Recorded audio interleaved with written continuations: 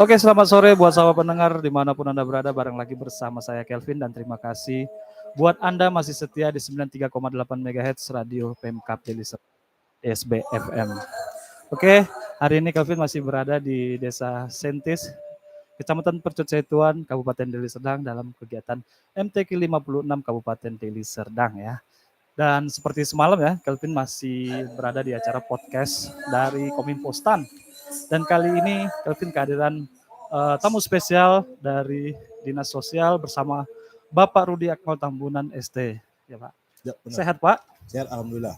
Dari Dinas Sosial nih Pak ya? Dari Dinas Sosial. Sosial. Aduh, ini kalau kita ngomong-ngomong Dinas Sosial seperti yang kita bahas tadi Pak, panjang sebenarnya Pak ya?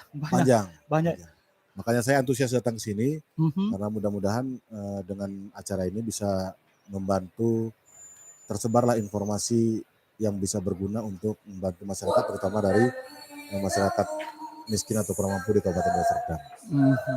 Nah, kan berhubung kita nih sedang di acara MTQ ke-56 nih Pak, Kabupaten Deli Serdang ya Pak. Kelvin pengen tahu dulu deh, apa sih tanggapan Bapak tentang acara MTQ yang ke-56 ini?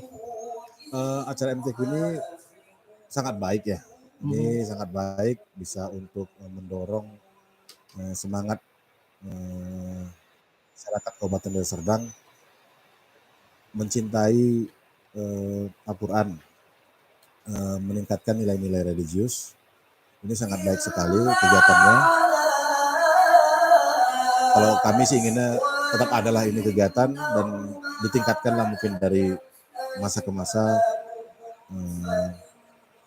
baik itu performa kegiatannya maupun kualitas pesertanya. Mungkin itu. Tapi sebenarnya tiap tahun itu memang performanya lebih bagus lagi Pak ya? Iya. Kualitasnya juga lebih bagus lagi ya. Benar. Mudah-mudahan tahun depan lebih wow gitu lagi. Dan tahun depan, ya ini kan masih konsepnya kayaknya kan masih sedikit saja ya berbeda dari tahun-tahun sebelumnya. Kalau bisa mungkin ke depan adalah terobosan-terobosan sehingga bisa lebih baik lagi lah acaranya. Lebih baik lagi ya. Lebih baik lagi. Jadi buat sahabat pendengar di rumah juga mungkin yang belum sempat untuk ikutan, tahun depan masih bisa ikutan Pak ya? Iya. Dan kita berbicara tentang dinas sosial nih ya sahabat pendengar. Kita tahu peran penting dinas sosial itu di Kabupaten Deli Serdang ini sangat penting ya.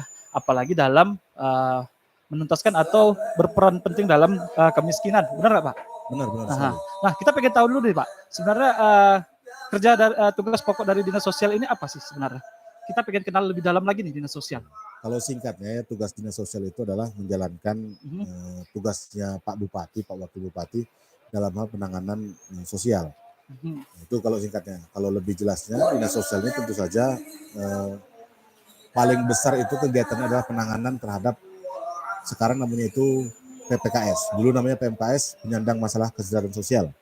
Sekarang diganti namanya, walaupun orang itu saja namanya sekarang PPKS, pemerlu pelayanan kesejahteraan sosial. Jadi tugas utama dari dinas sosial ini adalah melayani PPKS. Apa saja PPKS itu banyak, mulai dari anak terlantar, lansia terlantar, disabilitas terlantar, gelandangan pengemis, fakir miskin, lain-lain. Jadi dinas sosial itu menangani mereka. Itu dia. Nah, kalau orang miskin, ditangani oleh dinas sosial bagaimana supaya terpenuhi kebutuhan hidup dasarnya, bagaimana supaya bisa berubah dari miskin jadi nggak miskin lagi. Ada jumpa orang disabilitas terlantar, bagaimana supaya dia nggak terlantar, bagaimana agar dengan disabilitasannya dia bisa hidup mandiri, dan seterusnya. Nah, seperti itu ya. Jadi memang mengentaskan kemiskinan melalui program-program yang telah dibuat oleh dinas sosial. Salah satunya adalah menuntaskan kemiskinan. Kemiskinan Pak. Salah satunya ya. Salah satunya karena kan tadi itu ya PPKS itu kan salah satu dari PPKS itu adalah fakir miskin. Fakir miskin. Karena ada lagi yang lain tadi, orang tua terlantar, disabilitas terlantar, anak terlantar, anak berhadapan dengan hukum. Salah satunya adalah fakir miskin. Fakir miskin. Oke, Kelvin ke arah fakir miskin dulu nih, boleh Pak ya? Baik. Nah, memang terlalu luas memang kalau kita bahas semua. Ya, benar. Mungkin mengerucut supaya apa yang kita bicarakan ini bisa lengkaplah tersampaikan pesannya ke masyarakat. Benar. Gitu. Jadi masyarakat juga betul-betul dapat informasi yang mereka pengen tahu Pak gitu ya. Iya. Dapat langsung gitu. Nah, kita berbicara tentang fakir miskin saat ini. Nah, sebenarnya kayak Kelvin Pak saat ini nggak ada duit, apa termasuk miskin nggak sih? Nah, itu. Memang iya. Jadi perlu diluruskan nih Pak Kevin. Iya benar. Pak Kevin kan mengenai orang miskin. Iya, nah itu dia Pak. Kita juga sering itu Pak jumpa di Facebook di media sosial kita bilang saya nggak pernah bantuan apa-apa padahal saya miskin. Sekarang pertanyaannya apakah benar orang tersebut miskin? Nah, jadi sebelum kita bahas apa itu miskin, definisinya kita sepakati dulu. Jadi definisi miskin itu adalah orang yang tidak memiliki pekerjaan atau memiliki pekerjaan tapi tidak mencukupi untuk memenuhi kebutuhan dasarnya. Itu udah undang-undang yang ngomong seperti itu. Nah, kemudian ada juga peraturan yang mengatakan agar definisi miskin ini dibuatkan kriteria. Dan yang berwenang untuk membuat kriterianya itu adalah Kementerian Sosial. Dan kemudian nanti dengan kriteria yang ditetapkan oleh Kementerian Sosial, orang yang berhak untuk menghitung orang miskin itu adalah instansi yang bertugas untuk melakukan survei ataupun statistik, yaitu BPS. Jadi itu dia. Yang buat kriteria dari definisi tersebut adalah Kementerian Sosial, kemudian yang menghitung itu adalah BPS.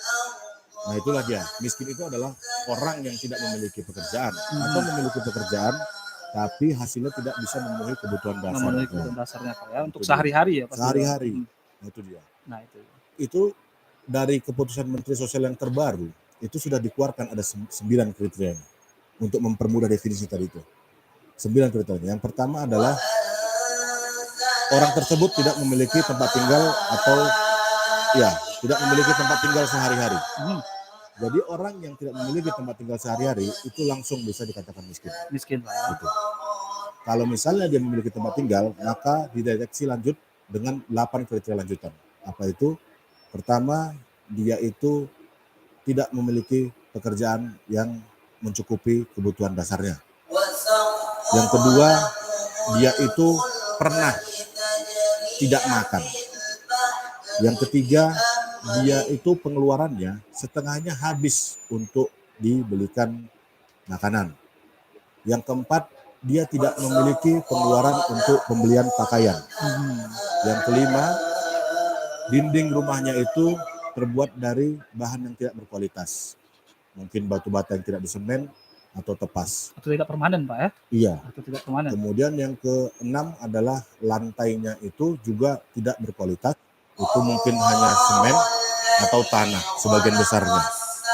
Yang ketujuh adalah dia tidak memiliki sambungan listrik di rumahnya atau memiliki tapi hanya 450 watt. Dan ke-8 yang terakhir adalah dia tidak memiliki jamban yang standar. Yang standar Pak. Nah, kalau itu terpenuhi 88-nya, barulah menurut Kementerian Sosial orang tersebut dikatakan miskin. Nah, Pak Kevin tadi kira-kira kalau mendengarkan kriteria itu termasuk miskin atau tidak?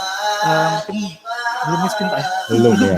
Nah, itu dia. Jadi kriteria miskin itu udah cukup spesifik diberikan oleh Kementerian Sosial. Jadi kita pun sebenarnya sudah bisa menilai diri kita sendiri apakah kita itu miskin atau tidak.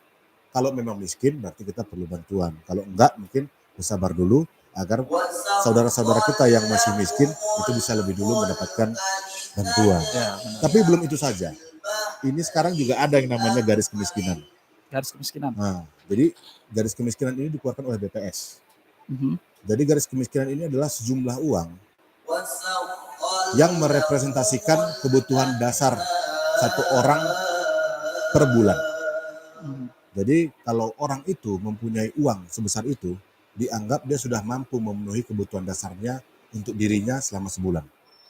Dikeluarkan oleh BPS. Itu besarannya sekarang untuk tahun 2022 adalah 448.500. Jadi kalau kita memiliki penghasilan 500.000 per bulan ya, kita sendirian saja, itu nggak miskin itu menurut BPS.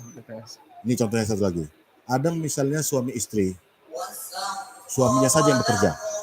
Dia bekerja mungkin menjadi tukang sapu, gajinya itu 1 juta. 1 juta. Nah, kalau 1 juta ini karena dia berdua, dibagi dua kan 500.000. 500.000 benar. Garis kemiskinan di Kabupaten Deli Serdang itu 448.500. Artinya dia nggak masuk. Tidak termasuk ya. Miskin. Nah, itu cara yang mudah juga untuk menentukan apakah seseorang itu miskin atau tidak dengan cara pendekatan garis kemiskinan. Tapi kalau kita lihat dari yang tadi, kebutuhan itu tidak tercukupi dengan gaji 1 juta tadi, itu gimana? Apakah tidak termasuk kategori Pak? Nah, jadi memang BPS ini sudah bekerja dia merumuskan berapa sebenarnya kebutuhan orang sehari. Nah itu dia. Makanya tahun 2021 yang lalu itu garis kemiskinan kita Rp428.123. Semenjak kenaikan BBM sehingga naik harga-harga pangan pokok, itu angka kemiskinan kita pun naik. Garis kemiskinan kita. Karena harga beras mungkin yang dulu harganya 10.500 kilo, Jadi sekarang naik, kan udah ya? 14. Makanya garis kemiskinan Deli Serdang di tahun 2020 itu naik. Nah, jadi garis kemiskinan itu dihitung itu sama BPS. Satu hari itu orang makan perlunya berapa banyak nasi, berapa harga lauk yang paling murah, sehingga dikumpulkanlah itu, jadilah dalam bentuk rupiah. Kemudian kalau dia misalnya beli pakaian berapa rupiah, kalau dia perlu pendidikan berapa rupiah, ditambahkan itulah dia 448.500 itu. Nah, jadi bukan angka yang asal-asal, dan ini berbeda tiap daerah. Di Medan kalau nggak salah angkanya itu jauh lebih tinggi dari kita, 600.000 per bulan. Nah, kalau di Deli Serdang cukup 448.000 per bulan. Orang punya uang seperti itu, dia sudah bisa memenuhi kebutuhan dasarnya menurut BPS. Pak ya. Seperti itulah. Jadi mudah-mudahan ini udah cukup lengkap saya sampaikan. Jadi kan dengan data-data seperti itu kita udah bisa lah menentukan apakah kita itu termasuk orang miskin atau tidak. Benar. Nah, untuk Deli Serdang sendiri nih Pak, semenjak kita tahu mungkin masa pandemi sampai saat ini, apakah tingkat kemiskinan Deli Serdang itu meningkat? Nah, baik. Sebelum saya jawab, jadi fakta menunjukkan memang inflasi Deli Serdang itu meningkat. Benar. Inflasi itu kan harga-harga naik. Makanya garis kemiskinan Deli Serdang di tahun 2022 itu naik dari 428.000 jadi 448.000. Angka pengangguran pun katanya naik, wajar karena memang dampak dari COVID kemarin itu cukup memukul perekonomian di seluruh dunia bahkan. Tapi ternyata menurut BPS angka kemiskinan Deli Serdang justru turun. Nah, sekarang dia sudah dari dulu dia itu sebesar 4,2%, sekarang sudah mencapai 3,6 sekian. Turun dari 4,2 jadi 3,6 angka kemiskinan di Kabupaten Deli Serdang. Banyak ini yang nggak percaya, kenapa kok bisa turun padahal garis kemiskinan naik. Seharusnya kan kalau dulu dia itu cuman sanggup beli beras harga 10.500 sekilo, sekarang udah harganya 14.000 sekilo, kan jadi miskin dia gitu ya. Karena harga beras ini kok harga kemiskinan turun. Kemungkinan yang paling besar adalah kegiatan-kegiatan Pemkab Deli Serdang yang sekarang ini yang dilakukan di bawah komando Pak Bupati itu memang kegiatan-kegiatan tepat sasaran. Memang diarahkan untuk mengatasi bagaimana supaya kemungkinan melonjaknya orang miskin karena harga-harga barang itu meningkat itu bisa diredam. Kegiatan-kegiatan pemberdayaan orang miskin, pemberian mungkin jaminan sosial, pemberian bansos yang tepat sasaran. Nah, itulah yang dugaan kami yang paling kuat. Kenapa di saat angka pengangguran itu pun meningkat, di saat garis kemiskinan itu naik, kok malah bisa angka kemiskinannya turun. Karena programnya itu memang tepat sasaran. Lebih kebal masyarakat Kabupaten Deli Serdangnya menghadapi kenaikan harga-harga karena sudah mendapatkan bansos-bansos dan bantuan-bantuan lain dari pemerintah Kabupaten Deli Serdang. Itu kalau menurut kami. Jadi tadi berapa upaya juga sudah dilakukan oleh Dinas Sosial Pak ya untuk melakukan menurunkan angka kemiskinan di Deli Serdang tadi seperti tadi. Kami itu menaikkan ketahanan masyarakat Kabupaten Deli Serdang. Iya. Ketahanan masyarakat Kabupaten Deli Serdang agar tetap bisa memenuhi kebutuhan dasarnya dengan cara meningkatkan ketepatan sasaran penerima bantuan. Ya memang panjang nih kalau diceritakan, tapi kami punya data-datanya. Benar. Berapa turunnya itu berapa bantuan yang kita kasih, berapa orang yang udah kita coret dari penerima bantuan karena dia udah kaya, berapa orang miskin baru yang dapat bantuan, itu ada semua. Gitu Pak. Benar. Nah, kalau kita berbicara Deli Serdang ini kan Deli Serdang ini kita tahu adalah kabupaten yang kaya raya sebenarnya, kita bisa katakan seperti itu ya Pak. Ya. Mungkin Kelvin pengen bertanya sama Bapak, sebenarnya masalah yang mungkin paling sering terjadi yang menyebabkan kemiskinan di Deli Serdang itu apa sih gitu? Apa sih masalahnya gitu? Atau hal apa sih yang sering memunculkan kemiskinan di Deli Serdang? Apa yang buat masyarakat Kabupaten Deli Serdang ini miskin gitu ya? Ya benar, nah seperti itu mungkin. Kalau yang kami lihat ya, yang dari data-data yang kami pantau setiap hari, biasanya Biasanya orang miskin itu jumlah anggota keluarganya banyak. Nah itu dia. Kenapa dia bisa miskin? Dugaan kami dia memang nggak merencanakan Tidak bagaimana. merencanakan. Nah, itu perlu juga mungkin nanti kerja keras. Mulai dari jumlah anggota keluarganya banyak, pendidikan orang tuanya itu rendah. Kalau ditanya potensi dia sedang banyak, cuma kenapa kok masih orang miskin? Itu tadi paling banyak itu, paling dominan. Pertama anaknya banyak sekali, kemudian pendidikan orang tuanya SLTP, SLTA, bahkan ada yang SD. Jadi kalau kita mau ya dijagalah generasi muda kita yang sekarang ini, jangan sampai seperti orang tuanya, jangan juga tidak memiliki perencanaan ketika dia nanti berumah tangga kelak. Seperti itu. Ada itu banyak itu ya mungkin apa ya, kata orang tua zaman dulu ya. Sekarang memang bukan istilahnya bukan banyak rezeki. Nah, itu udah nggak lagi sekarang, nggak lagi banyak. Pak. Yang sekarang sering terdengar saya, ini nggak tahu saya nih, kalau memang salah tolong diluruskan. Banyak orang sekarang bilang bahwa tiap orang itu sudah dijamin rezekinya. Sudah dijamin rezekinya. Iya. Jadi dia sangat yakin dengan itu, bahwa tiap orang dijamin rezekinya.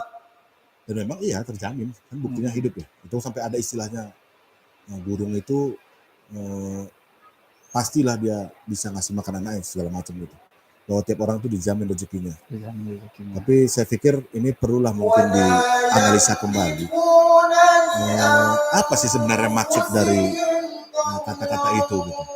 Jadi mungkin kalau ada yang ahli-ahli, tolonglah coba disusun kembali maksud dari setiap orang dijamin rezekinya itu apa gitu.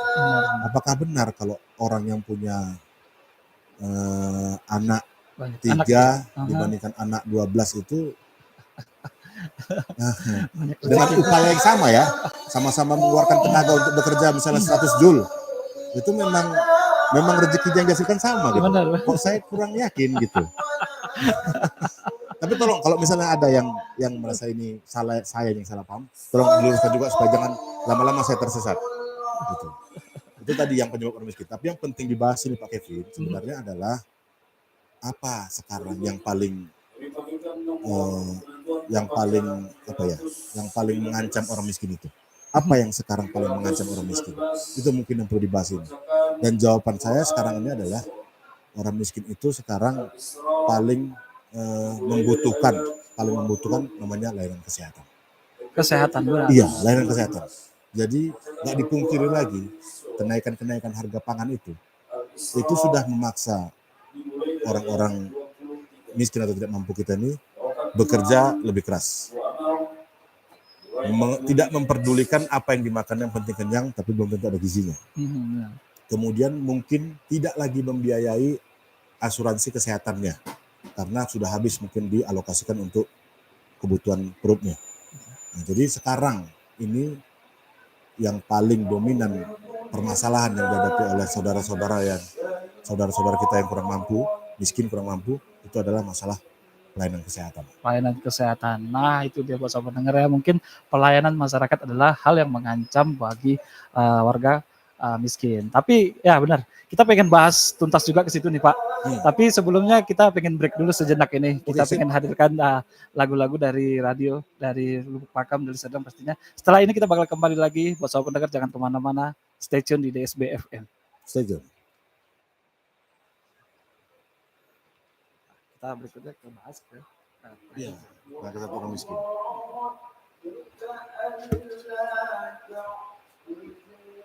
Nggak bisa dicek pendengarnya banyak atau enggak ya?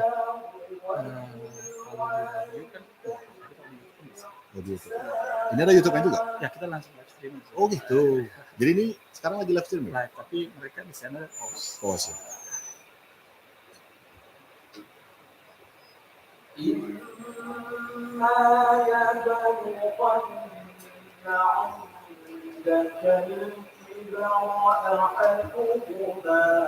Pak Kevin orang mana? Di mana tinggal? Di Jalan Medan. Di Jalan Medan itu? Pak Lalau. Iya. Kalau lagi ya?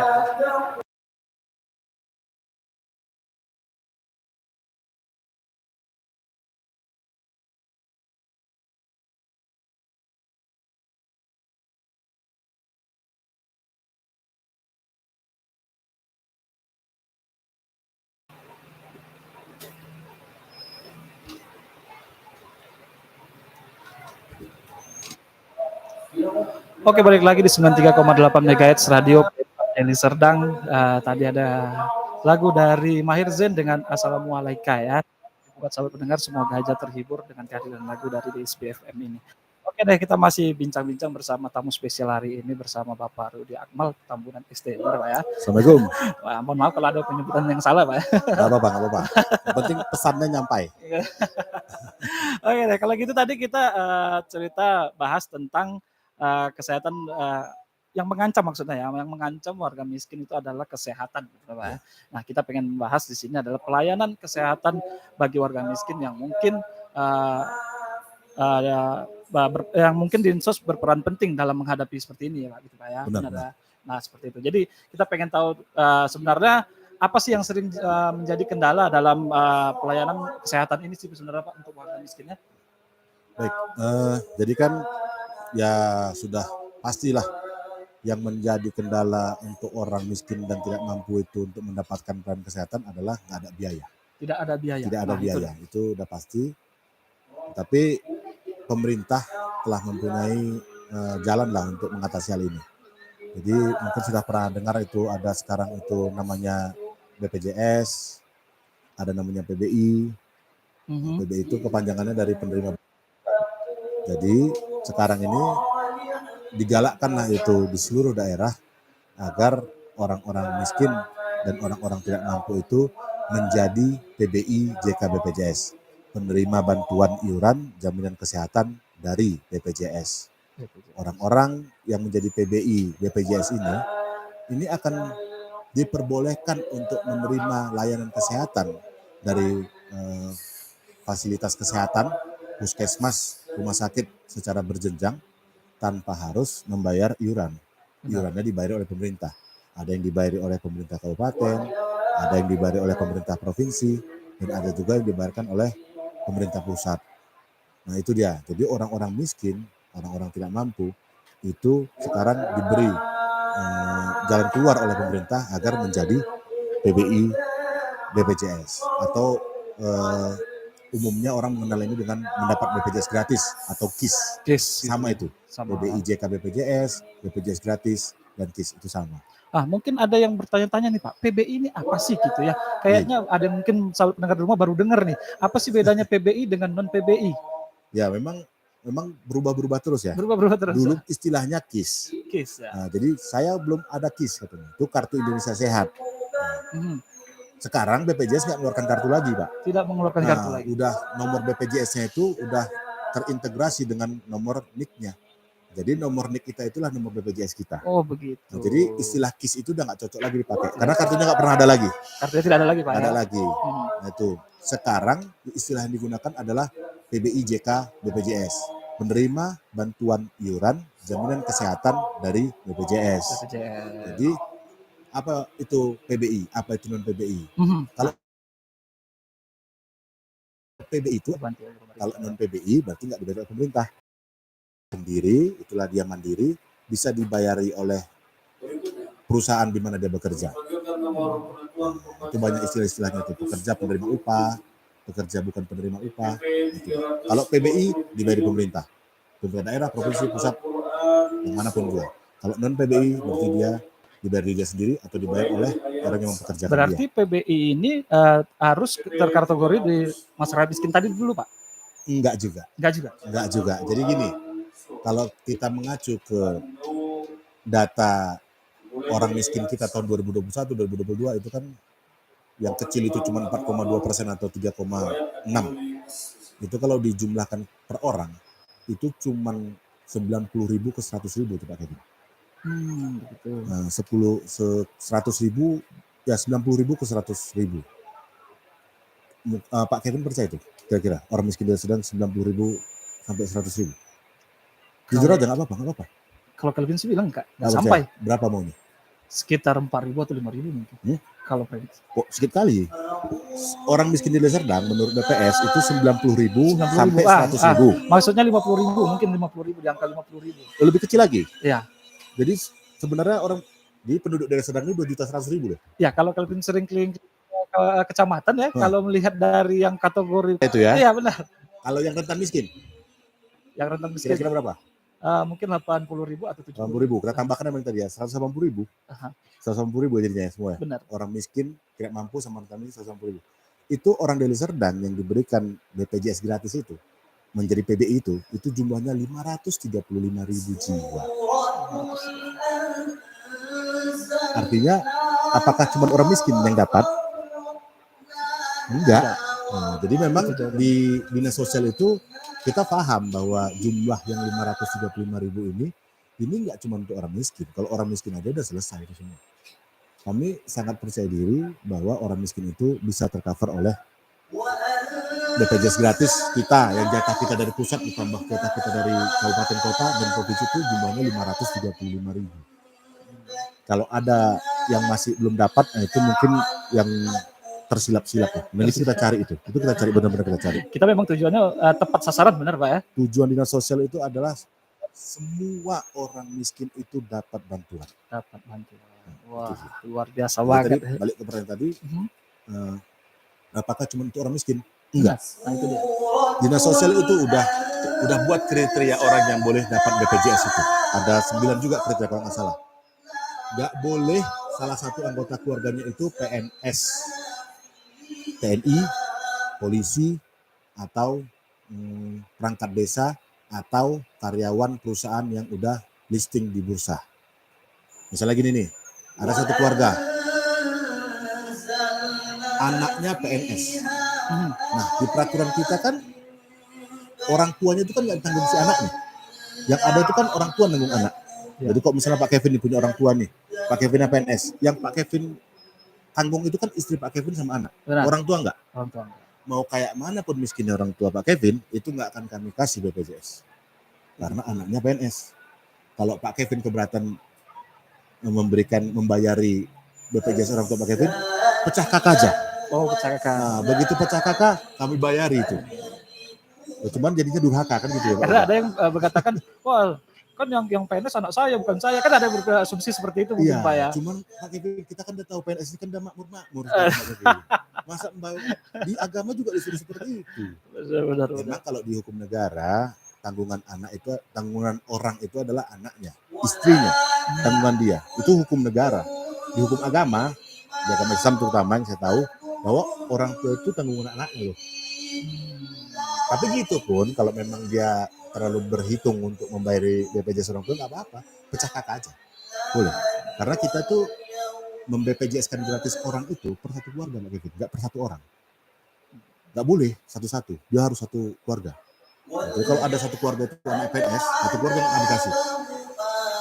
Udah pisahkan aja orang tuanya kakak sendiri biar kami kasih kan gitu. Ya benar. Itu nomor satu. Nah, yang kedua, dia itu juga nggak boleh punya mobil. Mobil, benar. Nggak boleh punya mobil dia, kecuali angkot. Oh, angkot masih bisa. Angkot, bukan Grab ya. Angkot. Nah, kalau dia punyanya angkot, boleh. Kalau dia punya angkot terus dia punya juga sepeda motor, itu pun masih boleh asal sepeda motornya jangan CBR 200. Oh, aduh. Boleh, asalkan sepeda motornya itu ukuran 110 cc ke bawah. Dan juga usianya udah 5 tahun. Usia udah 5 tahun ya. Nah, tuh. Itu adalah kategori dari kemudian kalau dia nggak punya kendaraan, dia hanya punya sepeda motor, itu pun boleh. Asalkan maksimal punyanya 2. Duanya itu pun 1 CBR boleh. Oh sorry, CBR 150 tapi yang boleh. Yang 150. Nah, jadi CC-nya 150 yang baru beli semalam pun boleh. Nah, tapi kalau udah CC-nya 200 udah nggak boleh. Nah, boleh juga tambah satu lagi sepeda motornya, asalkan CC-nya itu 110 cc dan umurnya pun 5 tahun. Yang punya LSK nggak boleh karena boros. Berarti dia punya uang itu untuk bayar kebutuhan kingnya. Berarti habis berapa tuh king tuh sehari? 10.000? Lebih lah mungkin. Belum lagi oli sampingnya mungkin kita tahu ya. Pak Itu makanya oli samping. Keluar 10.000 sehari, bayar BPJS 37.800 sehari nggak sanggup ya. Gitu. Nah itu dia. Jadi PBI itu bukan hanya untuk warga miskin. Nah itu intinya Pak ya. Ini lagi satu lagi. Nggak boleh punya rumah lebih dari 1. Lebih dari 1. Kalau dia miskin tapi punya rumah warisan, hibah dari orang lain, rumahnya gedung 300 meter luasnya, boleh. Asalkan jangan punya 2. Punya 2. Kalau punya 1 boleh. Ya. Boleh, kalau punya satu boleh. Ntar ada yang bilang gitu kan Pak, aduh rumah saya cuma satu kok Pak, tapi kontrakan saya banyak. Nah itu namanya dua, itu lebih dari satu. Lebih dari satu. Kalau rumah satu kan banyak dia Pak Kevin, mungkin dulu orang tuanya beruntung, dia gak bernasib baik seperti orang tuanya, diberilah sama orang tuanya itu rumah, gedung pula, dekat pula rumahnya itu dengan tempatnya berusaha. Masa kita paksa dia jual rumah pindah ke tempat lain gara-gara dapat BPJS, itu kan nggak masuk akal ya. Iya benar. Nah, itulah pendekatan kami seperti itu. Kami juga memperbolehkan orang yang punya perhiasan emas dapat BPJS asalkan nggak lebih dari 5 juta harganya. 5 juta ya. Apa itu maksudnya? Itu maksud cincin kawin. Kita juga nggak maulah maksa orang menjual cincin kawinnya hanya gara-gara dapat BPJS gratis. Itu. Lalu bagaimana kita mengetahui seseorang itu tidak sesuai dengan PBI, Pak? Kriteria PBI. Jadi setiap kali ada orang yang bermohon untuk mendapatkan BPJS gratis ini, BPJS gratis atau PBI ini, itu kita datang ke rumahnya. Datang ke rumahnya. Oh, kita ada surveinya. Itu satu saringan pertama. Saringan pertama. Begitu memenuhi syarat, itu kita berikan. Setelah itu 3 bulan kemudian, itu kita suratin desa. Kita tanya, yang ini masih layak nggak berdasarkan syarat-syarat itu? Siapa tahu mungkin waktu datang itu kingnya disembunyikan. Oh iya benar. Ya kan? 3 bulan kemudian kepala desanya yang ngadukan, ada kingnya itu Pak. Benar. Itu kita coret. Itu. Dia juga boleh kalau punya lahan lebar, asalkan nggak ada anggota keluarganya yang produktif. Ini untuk orang-orang tua yang punya mungkin sawah 10 ranting, tapi nggak bisa diusahakan lagi, cuman bisa disewakan. Ini juga menurut kami ini juga perlu dibantu. Kemudian ada juga bahwa dia itu tidak boleh memiliki alat-alat elektronik yang berharga di atas 1 juta. Kecuali, ada kecualinya. Ada kecualinya. Ada, setrika boleh. Setrika boleh. Rice cooker boleh. Televisi boleh. Radio boleh. Laptop boleh. Oh, laptop boleh, Pak. Kulkas 2 pintu sedang boleh. Itu untuk usaha, bukan untuk gaya-gayaan, betul Pak? Oh, benar. Nah, itu boleh. Baru apa lagi yang lainnya? Lupa saya, tapi ada beberapa itu. Nanti itu pengumumannya di desa-desa tuh ada itu. Boleh. Yang nggak boleh itu punya mesin karaoke, punya keyboard, punya AC, itu nggak boleh. Benar. Jadi kami itu memberikan orang itu yang betul-betul memang dia itu nggak punya. Bukan karena kelakuannya makanya nggak punya. Itu sulit memang kita bikin kriterianya, cuman sampai sekarang itu kayaknya masih cocok kriteria. Ini bisa saja nanti suatu saat berubah. Ketika misalnya nggak ada lagi mendaftar karena ternyata kriterianya terlalu sempit kita longgarkan. Mungkin boleh 2 kereta sama-sama baru keretanya gitu. Ya tergantung lah tengok keadaan warga desa Serdang ya. Kalau makin makmurnya dia, duit kita ada untuk bayar dia gratis, ya udah kita longgarkan syaratnya. Tapi kalau sekarang masih banyak orang ngantri untuk itu, ya nggak perlu dilonggarkan syaratnya. Ya kan? Nanti malah kalau misalnya udah habis kuotanya masih banyak ngantri, malah kita sempitkan. Malah begitu. Kan gitu Pak. Begitu. Karena memang tujuan kita memang benar-benar tepat ya Pak. Iya. Benar-benar tepat. Nah, yang tepatlah kita berikan bantuan itu supaya uang kita itu bisa kita gunakan yang lain. Bikin jalan, bantu beasiswa, bansos, kan banyak lagi tuh Pak yang lain-lain. Banyak. Atau mungkin dari Dinas Sosial sendiri pernah nggak Pak? Mungkin di lapangan mereka berhak mendapatkan PBI, ternyata tidak gitu. Dan sudah berlangsung. Nah, apa tindakan dari Dinsos sendiri? Nah, sekarang kami itu yang 3 bulan tadi itu kami rutin. Jadi ada mekanisme 3 bulanan itu mengirimkan data-data penerima PBI kepada kantor desa, mana-mana yang udah meninggal, udah pergi nggak tentu rimbanya, ninggalkan istrinya gitu. Benar. Nah, kemudian yang ternyata udah mampu itu kita coret. Oh benar. Kemudian ada juga mekanisme dari pengaduan yang dibuka channelnya oleh Menteri Sosial, itu pun kita tanggapi. Kalau ada orang yang bilang bahwa dia udah punya mobil sekarang, itu kami coret. Boleh juga langsung mengadukan ke channel kita. Ada itu pengaduan kita di WA, pakai pesan dan 0819 11 00 2200, itu kasih tahu aja, si Anu di sini. Kita datang itu. Kalau memang benar aduannya, itu kita coret. Udah berjalan ini 2 bulan. Karena kemarin tahun 2022, di bulan berapa saya lupa, 7 atau 6 itu pernah kita kehabisan kuota. Kehabisan kuota Pak. Nah, semenjak itu kita sisir lah mana-mana orangnya.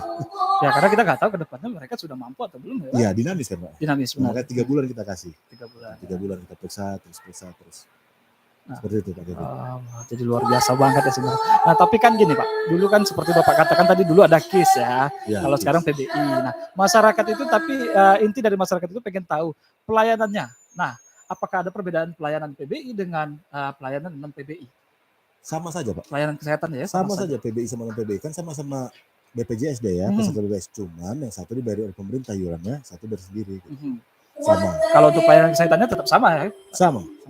Kan ada nanti masyarakat yang berpikir, PBI malah nanti ntar pelayanan kesehatannya tidak optimal gitu. Nah itu yang kita takutkan kan seperti itu, pemikiran seperti itu dari masyarakat kan gitu. Ya sebenarnya nggak perlu masyarakat berpikir itu karena bayar ya. Nah, benar, sama-sama dibayar. Kalau misalnya ada pelayanan dari fasilitas kesehatan yang kurang dirasa kurang benar atau berbeda antara PBI dengan non PBI, ya itu mungkin dilaporkan saja. Laporkan ke dinas kesehatan tapi karena dialah pengawas rumah sakit yang ada di Kabupaten Deli Serdang. Nah itu dia. Jadi mungkin masyarakat Deli Serdang juga pasti mulai banyak nih pengetahuannya tentang BPJS ya, dan apalagi tadi ada yang PBI Pak ya. Iya. Penerima bantuan iuran. Nah, itu ya PBI. Nah, oke deh. Sebelum kita masuk ke sesi tanya jawab dari masyarakat boleh langsung bertanya Pak ya. Boleh Pak ya. Langsung bertanya, boleh SMS atau WA ke nomor 0812 6267 3951. Sekali lagi Kelvin ulangi di 0812 6267 3951. Oke, sembari kita nunggu WA-nya masih kita buka ya layanan WA-nya. Jadi pengen bertanya-tanya tentang layanan kesehatan untuk masyarakat miskin, langsung kita tunggu aja dan langsung aja hubungi ke 0812 6267 3951. Kita bakal kembali lagi setelah lagu yang berikut. Satu lagi yang masalah itu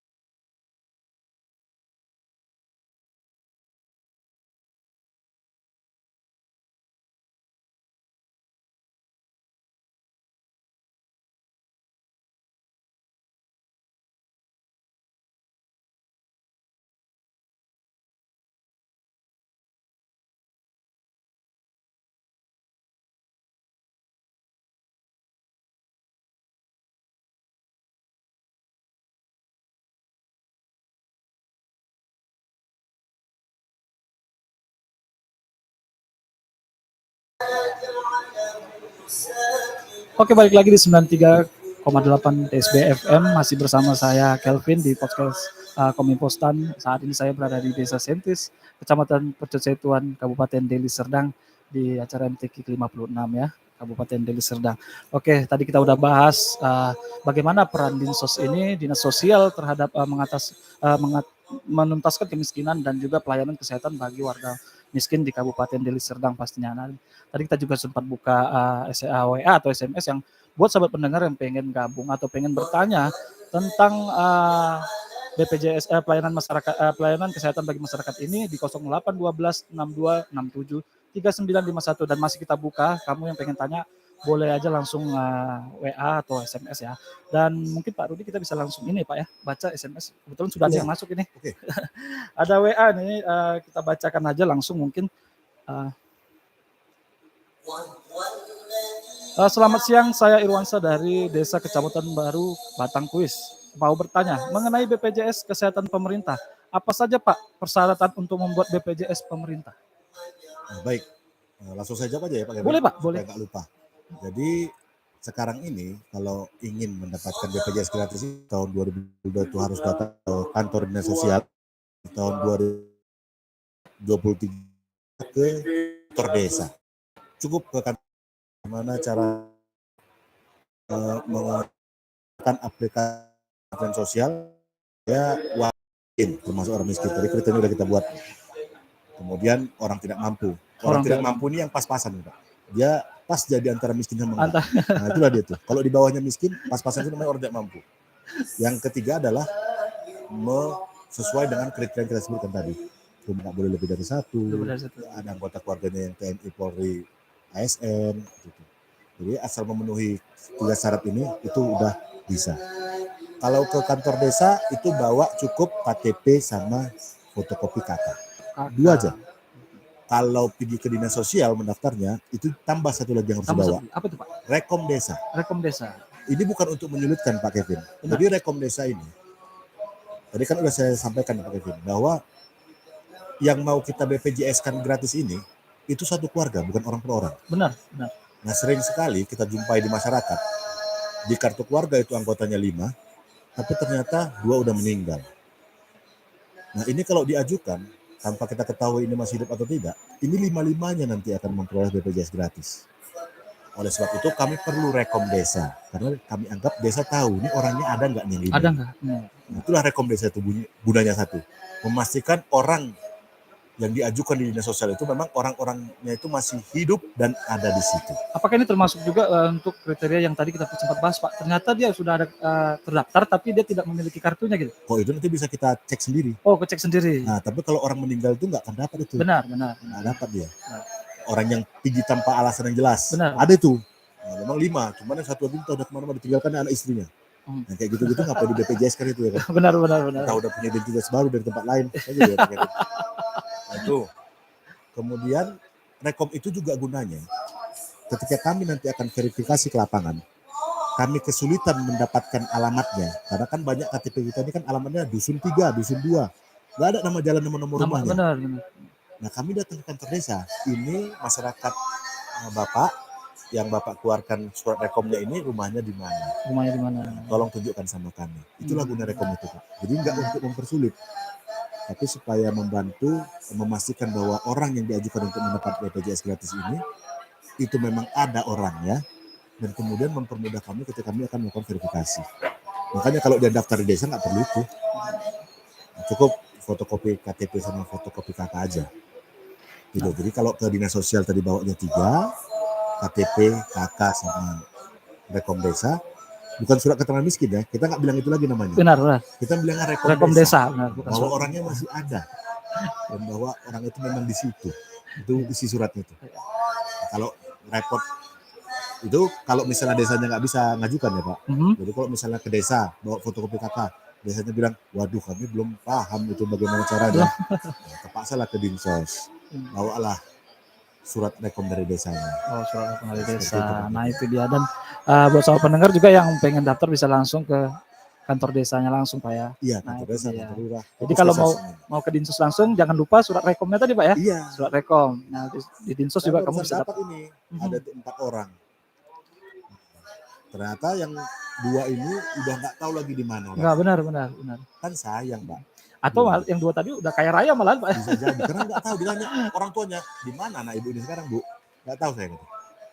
Hidup atau nggak nih, Bu? Nggak tahu, saya nggak berani berani. Apa yang seperti itu mau kita BPJS juga gitu. Benar. Oke deh, terima kasih tadi buat Irwan saya. Kita lanjut ke pertanyaan berikut ya, Pak ya. Ini sedikit panjang sih pertanyaannya ini. Saya Atma di Lubuk Pakam, izin bertanya, Pak.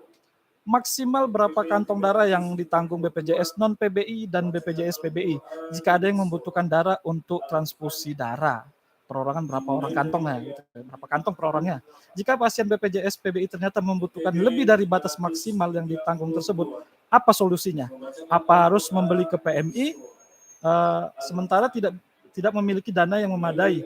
Izin saran Pak, tolong dong lebih ingatin lagi pihak pelayanan masyarakat untuk melayani masyarakat yang menggunakan BPJS PBI dan BPJS non PBI dengan lebih baik dan tidak membeda-bedakan pelayanan. Terima kasih.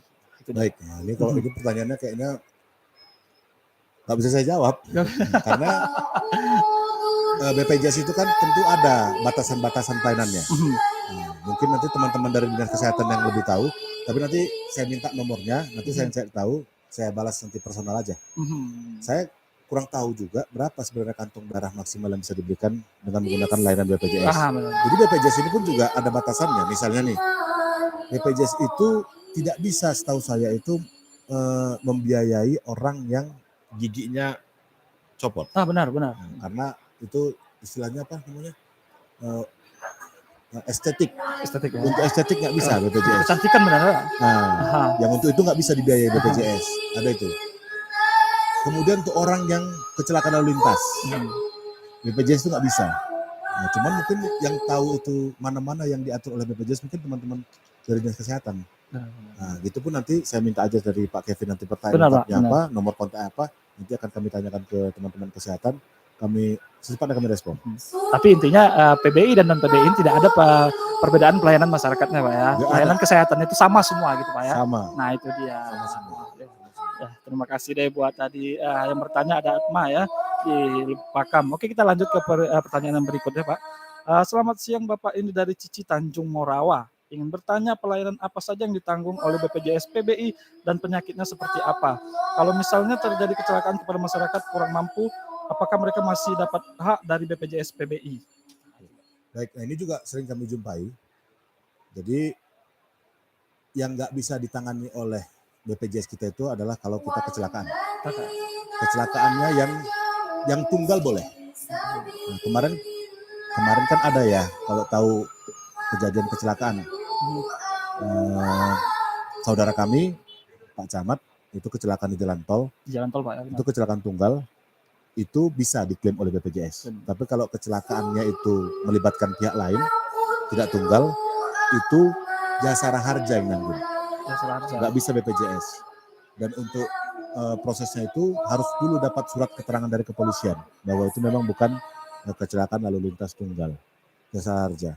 Sama juga dengan kalau misalnya kita itu sakit karena perbuatan kriminal. Itu pun nggak bisa ditanggung BPJS. Karena sudah ada kayaknya badan tertentu yang ngurusin itu, kalau nggak salah LPSK atau apa gitu. Jadi kalau misalnya kita nih dirampok, dibacok lah pakai lewang gitu, luka.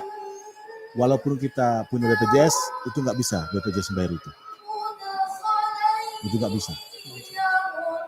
Jadi memang ada keterbatasan, tapi lagi-lagi itu kami belum tahu batasan itu sampai mana. Yang sekarang sudah kami ketahui adalah kalau melibatkan kecelakaan lalu lintas itu pakai jasara harja dulu. Kalau nggak salah kan ada 20 juta kalau kecelakaan. Begitu 20 juta itu habis dipakai rumah sakit, belum sembuh juga, baru di cover BPJS. Gitu deh. Gitu ya, Pak. Ya, jadi kalau namanya kecelakaan tunggal tadi masih di cover oleh BPJS. Tapi kalau dia kecelakaan melibatkan orang lain, itu selama perawatan itu sebelum sampai 20 juta itu yang bayar jasara harja. Begitu lewat, dari 20 juta, baru ditanggung oleh BPJS. Memang bagus ya Pak, ini sambil ngasih usul juga, siapa tahu didengar oleh kawan-kawan di pusat.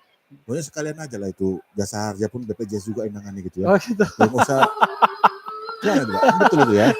Mudah-mudahan sering kita dilihat di pusat Pak ya. Nah, maksudnya kalau kecelakaan itu udah BPJS aja semua gitu. Cukup yang meninggal aja jasa harja gitu. Itu kan jasa harja, kok perawatan-perawatan itu udah BPJS semua. Ya, selamat terima kasih buat Cici di Tanjung. Semoga puas dengan jawaban Bapak tadi. Dan ada juga nih pertanyaan dari Pakem Pak katanya. Dari Mas Ginting. Aduh, Mas Ginting ya Pak ya. Udah Mas Ginting lagi nih. Mas Jawa gitu Pak. Iya, ya, Mas Ginting. Pengen bertanya Pak, miskin ekstrim itu seperti apa dan apa kategorinya? Baik. Nah, jadi ini memang lagi menjadi isu miskin ekstrim ini. Miskin ekstrim ini adalah orang yang pengeluarannya itu seharinya cuma Rp12.000. Rp12.000 itu gampangnya, Rp12.000. Kalau tadi kan angka kemiskinan kita kan 448.000. Kalau angka ekstrim ini dia itu berarti 12.000 kali 30 cuma 360.000. 360.000 benar. Nah, itulah dia tuh orang miskin ekstrim itu. Yang ekstrim, benar-benar. Nah, dan pemerintah Republik Indonesia di tahun 2024 rencananya itu mengentaskan kemiskinan ekstrim itu. Bentuknya seperti apa? Bisa nanti pemberdayaan masyarakat, bisa juga pemberian bansos, bisa juga mengurangi pengeluaran masyarakat. Jadi termasuk ini memberikan BPJS gratis itu adalah salah satu cara untuk mengentaskan kemiskinan ekstrim. Kalau dia seharusnya mengeluarkan uang untuk bayar BPJS, ini nggak dikeluarkan lagi. Dihitunglah 37.800 itu menjadi pengeluaran dia, walaupun itu dibayar oleh pemerintah. Itu dia kemiskinan ekstrim yang sudah menjadi programnya pemerintah Republik Indonesia untuk dientaskan di tahun 2024. Nah itu dia, masyarakat ekstrim ternyata sangat-sangat ekstrim ya kok kalau 15.000 sehari ya gitu Pak. 12.000 sehari. 12.000 tadi ya. Berarti tadi sekitar 360 sebulan ya Pak ya. 360.000 per bulan. Dan 2024 nggak ada lagi tuh. Ya, itu masih disurvei lagi Pak kalau untuk PBI-nya Pak. Kok itu ya tetapnya kan kita mesti tetap harus verifikasi kan nengok memang betul miskin atau enggak. Ya, tetap ya. Tetap. Oke deh, mungkin itu pertanyaan terakhir kita dari Maitin Lubu Pakam ya. Jadi masyarakat ekstrim itu ya tadi seperti 12.000 per hari ya Pak ya. Iya, seperti itu. Dan bisa 30.000 atau mungkin 360.000 per bulannya. Nah seperti itu. Oke Pak, mungkin sebelum kita tutup nih Pak, mungkin ada pesan yang mau Bapak sampaikan buat masyarakat Deli Serdang. Terus terang saya belum puas ya nih Pak. Belum puas. Banyak yang belum disampaikan. Banyak yang belum disampaikan. Nah, misalnya nih, saya sebelum penutup nanti bisa tanyakan langsung bahwa kalau orang itu punya BPJS yang menunggak, dulunya mungkin dia mampu, tapi dia akhirnya nggak mampu sehingga dia BPJS menunggak, sepanjang dia kelas 3 itu bisa dialihkan jadi BPJS gratis. BPJS gratis. Bisa, tapi utangnya itu nggak dianggap lunas. Bedanya dia itu kalau sakit bisa dilayani lah, hidup BPJS-nya. Tapi utangnya tetap dihitung sama BPJS. Dan mungkin nggak ditagih-tagih, tapi ingat di agama kita kan dibilang ya kalau kita itu meninggal masih meninggalkan hutang kan kurang baik gitu. Nah, jadi jangan mentang-mentang nanti BPJS yang aktif terus utangnya lupa gitu. Utang lupa gitu ya. Tanya nanti mungkin ahli waris saya tanya, ayah saya dulu BPJS menunggaknya udah lunas nggak dibuat dinas sosial? Kalau belum bayar. Belum bayar. Itu satu. Jadi orang yang menunggak BPJS kelas 3 itu bisa jadi BPJS gratis tanpa harus melunasi dulu. Kalau dia kelas 2, kelas 1 baru susah. Harus lunas dulu. Karena dia harus turun dulu ke kelas 3 baru bisa dialihkan. Jadi yang bisa dialihkan itu mandiri ke BPJS gratis itu orang-orang yang di kelas 3. Itu satu yang penting. Kemudian mungkin ada lagi ini. Kalau nanti teman-teman warga Kabupaten Deli Serdang itu menjumpai ada tetangga, saudaranya yang miskin. Dan dia memang nggak ada kemampuan untuk pergi ke kantor desa atau ke dinas sosial, itu di WA saja, di chat aja di WA pengaduan kita. Itu kita jemput. Misalnya nih ada suami istri 2 rentah. Nggak mungkin kita suruh angkot misalnya dari Kutalim baru sana ke Lubakan, mana mungkin tuh. Di WA aja kami yang datang ke sana. Nah, kami kumpulkan berkasnya nanti kami jadikan. Tapi itu ya jangan nanti anaknya tegap-tegap. Itu minta dijemput juga kan itu lewat lah itu. Itu bisa kita pertanyakan Pak. Nah, tunjukkan kakaknya memang ini udah 60, ini udah 70 Pak Linsos. Nah, tolong dijemput. Oke, udah jemput. Tapi kalau anaknya masih tegap-tegap. Memang kalau kita bahas tentang ini memang nggak ada selesai ya Pak ya. Iya, cuman itu yang penting saya pikir itu bahwa tunggakan itu bisa. Tunggakan itu bisa. Bahkan kita sekarang lagi dulu nggak bisa, sempat nggak bisa tahun 2021 pertengahan 2020 nggak bisa. Dibalikkan itu permohonan kita, suruh lunasi dulu. Alhamdulillah baik sekali BPJS Kesehatan sama kita dikasihnya keringanan boleh. Itu yang penting satu. Ada satu yang penting boleh ya? Satu lagi ya? Boleh Pak. Dulu di tahun 2022 itu udah namanya jam persal. Jadi orang yang miskin mau melahirkan itu bisa ditampung di jam persal. Di Ya? 2023 ini nggak ada. Semua harus melalui BPJS.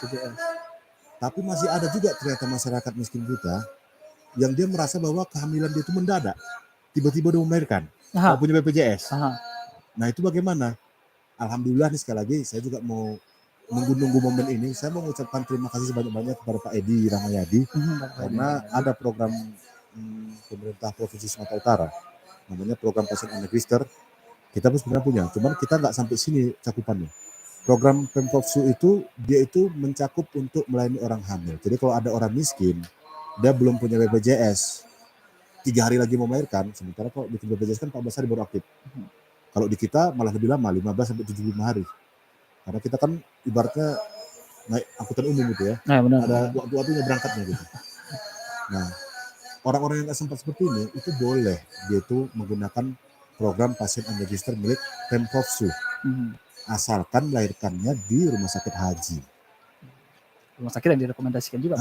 Jangan langsung masuk rumah sakit swasta, bingung juga nanti. Nah kalau nggak ada ongkosnya ke rumah sakit haji, hubungi kami aja. Boleh kami mengantarkan ke sana. Rumah sakit swasta yang VIP-nya lagi Pak ya. Nah, kadang-kadang gitu, memang kan klien kita ini kan memang orang lemah lah ya. Benar. Kami nggak juga menyalahkan kalau mereka itu nggak paham, nggak tahu gitu. Makanya saya waktu dibilang ada kayak gini, ini kesempatan saya datang. Ada hal-hal yang harus saya sampaikan, terutama ini. Banyak kali orang yang mau melahirkan itu baru sadar dia nggak punya PBI, padahal melahirkannya macam ini sekarang nih, Pak, istri saya melahirkan di akhir bulan 3, lama saya bilang. Nah, ada juga pengalaman yang pernah saya rasakan Pak. Memang saat itu berbeda kota ya Pak ya. Apakah benar memang harus ada surat rekomnya gitu Pak, kalau menggunakan BPJS gitu? Beda kota atau beda provinsi contohnya. Ya, jadi kan memang kan BPJS ini kan dia tuh sistemnya bertingkat. Nah, jadi mesti ada rujukan-rujukannya. Misalnya kita pernah punya keluarga Deli Serdang yang berobat di Jakarta, tumor mata. Nah itu secara berkala kita keluarkan rujukannya itu. Nah, dari puskesmas kita urus, puskesmas ke rumah sakit Lubuk Pakam. Lubuk Pakam itu kita kirim ke rumah sakit yang untuk khusus mata di Jakarta itu. Memang harus seperti itu dia, karena dia memang berjenjang layanan BPJS ini. Jadi memang harus ada. Ya udah kalau memang di sana butuh, hubungi aja dinas sosialnya, BPJS sosial yang ngurus ke puskesmas. Karena masyarakat ada yang berpikiran kan sudah BPJS pasti kita juga udah menggunakan online gitu kan. Jadi udahlah coba dari provinsi lain berharapnya bisa langsung digunakan BPJS. Ya tiba-tiba saat mungkin mendadak nggak bisa gitu kan. Kalau ke IGD boleh langsung. IGD boleh Pak. Boleh, tapi kalau flu demam pusing ke puskesmas nggak bisa. Nggak bisa Pak ya. Nah, tapi kalau sifatnya darurat boleh, bisa langsung. Nah, seperti itu. Jadi nanti setelah dirawat di situ, dia pulang perlu kontrol, itu diminta rujukan dari daerah asalnya. Oh gitu Pak ya. Jadi buat sahabat pendengar yang mungkin mau melahirkan di luar kota atau luar provinsi Pak ya, harus punya dulu nih surat rekomnya gitu ya. Ini lupa saya satu lagi Pak Kevin. Ya, silakan. Kan karena nggak ada lagi kartu BPJS ini, di situ nggak ada. Jadi masyarakat maunya aktif lah, mengecek apakah BPJS-nya aktif atau enggak. Benar. Nah, terutama yang PBI, karena sekarang ini banyak dia tuh data-data yang nggak cocok dan nggak ditemukan, itu dicoret dari penerima PBI. Jadi ngeceknya itu udah bisa lah ini mulai mungkin masyarakat itu. Yang pertama bisa ke puskesmas, cek PBI saya aktif enggak, BPJS saya ada enggak. Kalau yang nggak paham langsung aja ke puskesmas tanya. Yang kedua, kalau yang sedikit paham punya gadget yang bisa ada Androidnya, itu bisa mendownload aplikasi JKN. Itu bisa nampak nanti kita itu aktif atau enggak. Nah, kalau misalnya paham sedikit nggak secanggih JKN, itu bisa juga mungkin dari ada layanan BPJS namanya Cika BPJS. Ada nomornya nanti. Jadi kita tinggal mengetik huruf P ketika kita sudah masukkan nomor BPJS itu ke daftar kontak kita, kita hubungi dia dengan huruf P, nanti dia dibilang itu Anda mau ngapain. Kalau Anda mau ngecek status, tekan nomor 1, kalau ini tekan nomor 2, ini nomor 3, udah tekan nomor 1, tanya nanti masukkan nomor NIK sama tanggal lahir, masukkan keluar gitu, BPJS aktif atau enggak. Nah, begitu caranya.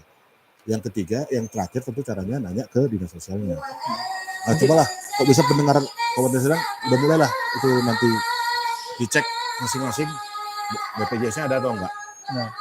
Harus tahu kita aktif ya Pak ya. Nah, yang paling mudah itu di Cika BPJS.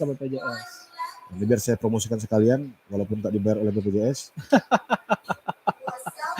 Jadi nomor Cika BPJS ini ada di 0811 8750 400. Sekali lagi 0811 8750 400. Ini layanan WA-nya BPJS yang di chat. Bisa di situ ngecek status kita itu apa, tagihan kita berapa, Tagihan itu pun kita ada, berapa. tunggakan kita berapa, itu ada semua. Jadi cobalah, bisa nanti langsung selesai mendengar acara ini langsung cek apa, kalau misalnya ternyata nggak aktif, lapor ke dinas sosial. Biar kita aktifkan kembali. Pokoknya jangan sakit baru urus. Baru urus itu dia. itu adalah kata-kata yang sangat luar biasa sebenarnya. Iya, di situ sakit, di situ baru ngurus Pak ya. Iya. Waktu sehatnya kayaknya anteng-anteng aja Pak, ke warung kopi gitu ya.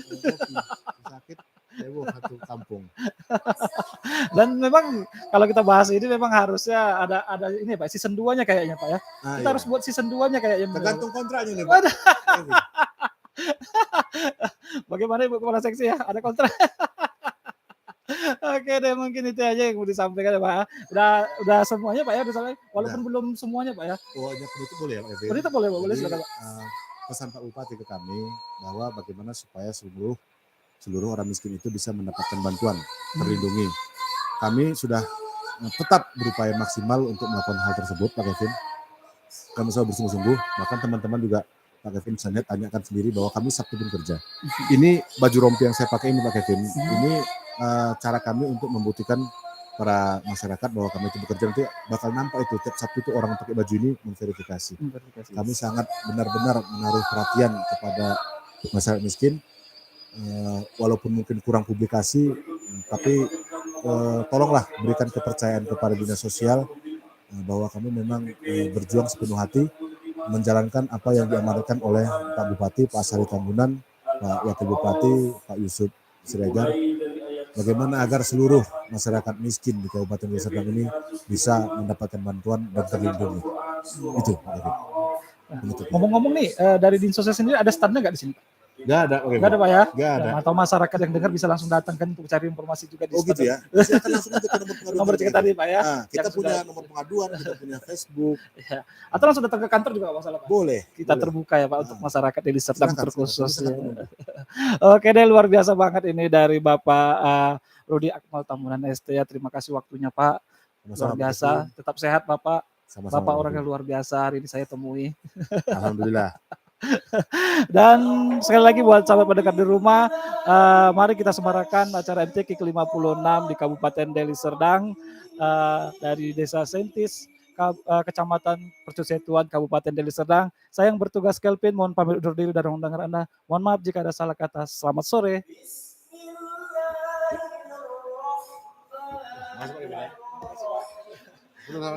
Banyak